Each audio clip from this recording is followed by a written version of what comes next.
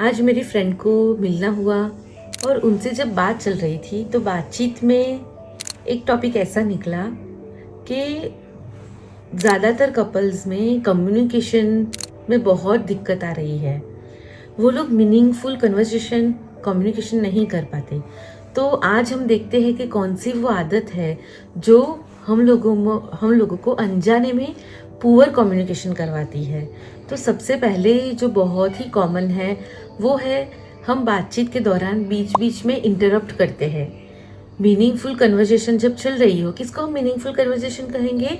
तो लाइफ के related, life के पर्पस के रिलेटेड, या सामने वाला जब अपनी फीलिंग को एक्सप्रेस कर रहा है उस टाइम पे, जब पार्टनर अपनी बात बता रहा है उस टाइम पे वो अपना वर्ल्ड एक्सप्रेस करता है, उस टाइम पे वो बोल रहा है और अगर हमें लग रहा है कि यहाँ पे वो हमसे गलत डायरेक्शन में जा रहा है तो हम पार्टनर को बीच में इंटरप्ट करते हैं। और जब हम ऐसा करते हैं तो ये वो साइन है कि हम सही है, हम खुद को प्रूव करने के लिए या खुद को प्रोटेक्ट करने के लिए ऐसा करते हैं।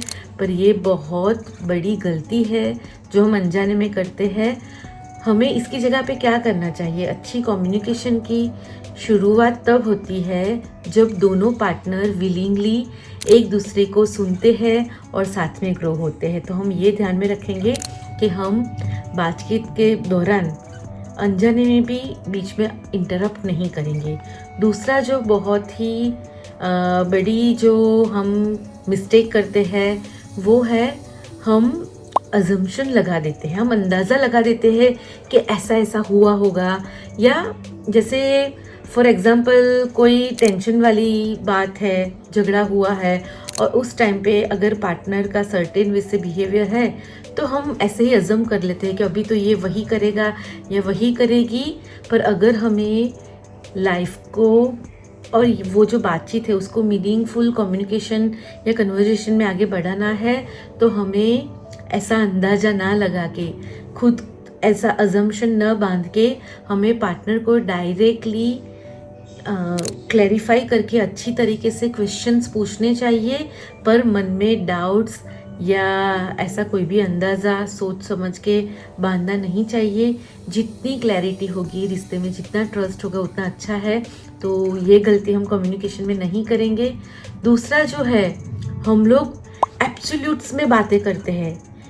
तो ये एक ह्यूमन टेंडेंसी है, सभी लोगों को जो भी परिस्थिति होती है उसकी डिज़ायर रिजल्ट लेने के लिए हम लोग क्या करते हैं, सिचुएशन को कंट्रोल में करने की सबकी चाह होती है, सबको ये करना अच्छा भी लगता है।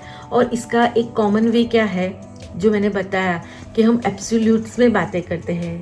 किसको ऐसा बोलते हैं एब्सोल्यूट्स में बातें करना?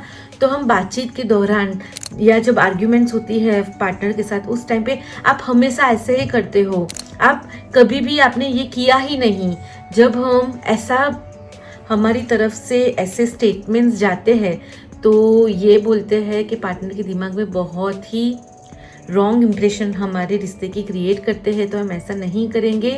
हम ऐसा करके, ऐसे सारे जो डायलॉग्स है ऐसा बोल के हम हमारी ये जो बैटल है, आर्ग्यूमेंट्स है, वो तो जीत जाएंगे पर हम इनडायरेक्टली एक दूसरे से दूर हो जाएंगे। तो हम ऐसा नहीं करेंगे। यानी अगर संडे हम मंथ में 4 या 5 संडे में से 3 बार बाहर नहीं गए तो क्या बोलते हैं, हम कभी भी बाहर नहीं जाते हैं।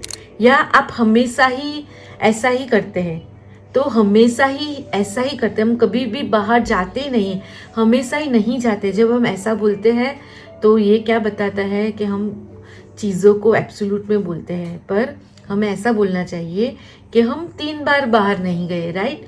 तो इसका हमें ध्यान रखना चाहिए। फिर जो है हम बढ़ा चढ़ा कर बोलते हैं, बातों को एग्जैगरेट करते हैं। हम बोलते हैं मैंने आपको 1000 बार बोला, अगर आपने फिर से ये किया ना तो मैं गुस्सा हो जाऊंगी या मेरा खुद पे काबू नहीं होगा।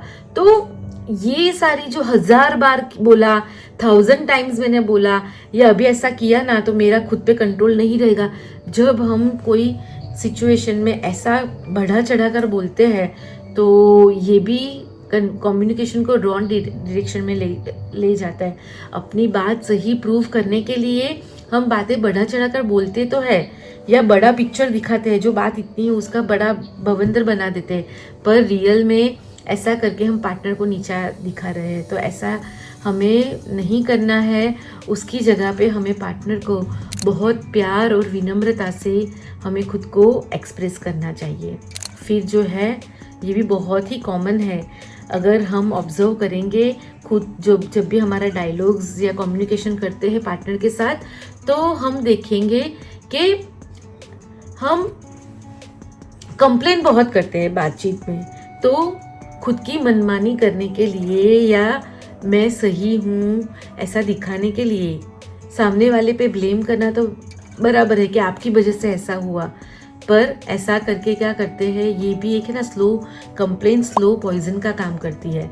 तो ऐसा ना करके हमें सबसे पहले तो हमारी जो रिस्पॉन्सिबिलिटी है वो 100% हमारे रिश्तों की देनी चाहिए, और फिर जो बात हम पार्टनर से करवाना चाहते हैं या मनवाना चाहते हैं तो उसको रिक्वेस्ट के फॉर्म में या हम हेल्प मांगते हो ऐसा करके हम कर सकते हैं। तो हमें ये ध्यान में रखना चाहिए, छोटी छोटी बातें हैं, पर अगर हमें मीनिंगफुल कम्युनिकेशन करना है, अच्छे साझेदारी निभानी है, तो हम ये हैबिट्स हमारी बातचीत में नहीं रखेंगे।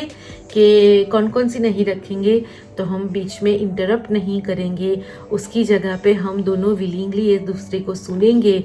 फिर हम अजम्पशन ना लगाएंगे, उसकी जगह पे हम डायरेक्टली क्लैरिफिकेशन करेंगे, हो सके तो क्वेश्चंस भी पूछ लेंगे।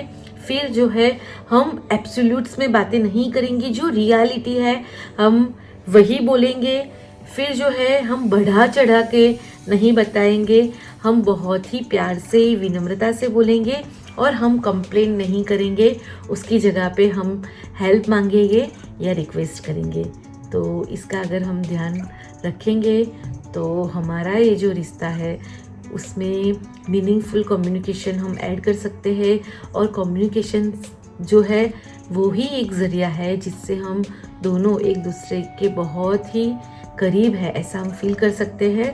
तो ये हम ध्यान रखेंगे कि बातचीत में हम ये सारी आदतें ना रखें।